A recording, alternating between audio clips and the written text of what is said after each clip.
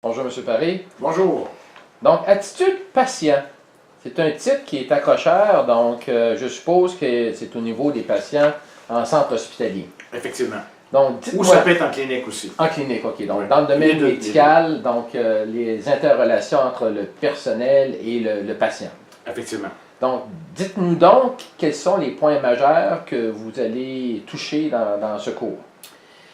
Dans un hôpital, on a fait un hôpital qui a 600 employés. Puis, on a formé tout le monde dans l'hôpital. Ça part de celui qui est sur la maintenance, ça va jusqu'au chirurgien, au psychiatre, au psychologue.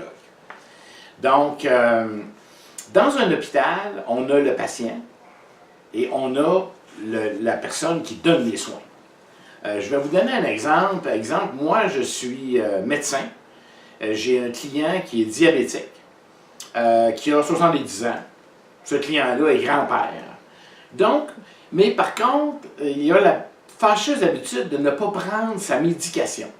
Donc, le fait qu'il ne prenne pas sa médication peut entraîner à un moment donné une amputation. Donc, j'ai deux façons. Je peux dire à mon patient, vous devez prendre vos médicaments parce que cela peut entraîner chez vous possiblement une amputation. Ça, c'est la façon avant attitude patient.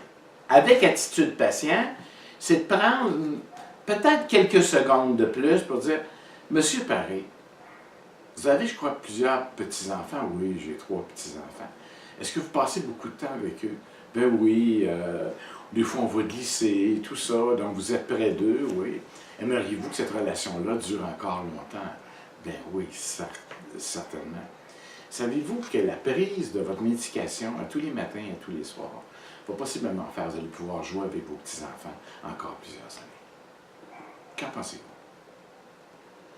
Dans nos temps actuellement, qu'on sait que les hôpitaux font des déficits de façon très importante, des restructurations financières à tous les mois, où est le bénéfice du centre hospitalier à prendre votre cours? Le bénéfice, c'est on va diminuer le nombre de personnes qui vont revenir à l'urgence parce que les gens vont écouter ce qu'on leur donne comme conseil.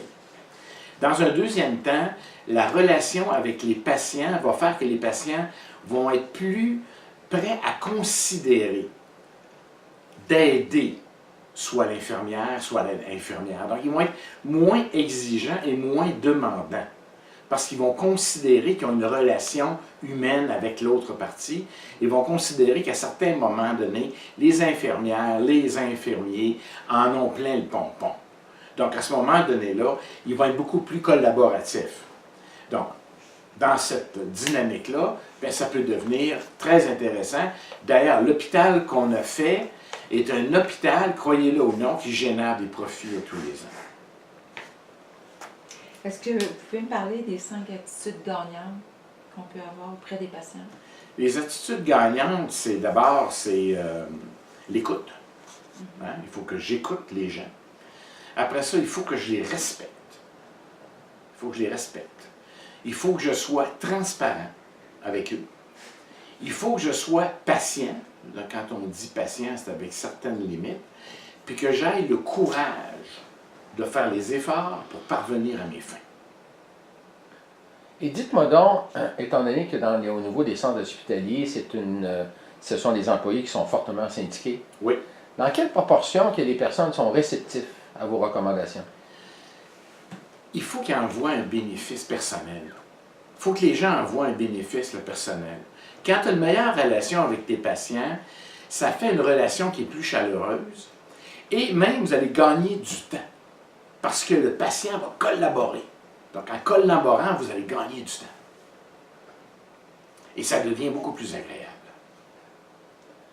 Donc, suite à votre expérience que vous avez eue, le rapport coût-bénéfice est flagrant. Oui.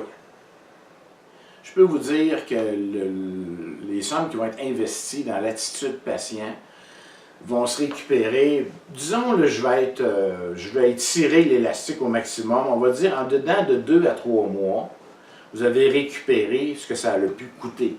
Mais là, après ça, il y a 4 fois 3 mois là, dans un an. Puis au bout de 5 ans, il y a 20 fois. Donc, ça se répète dans le temps. Parfait. Merci. Merci.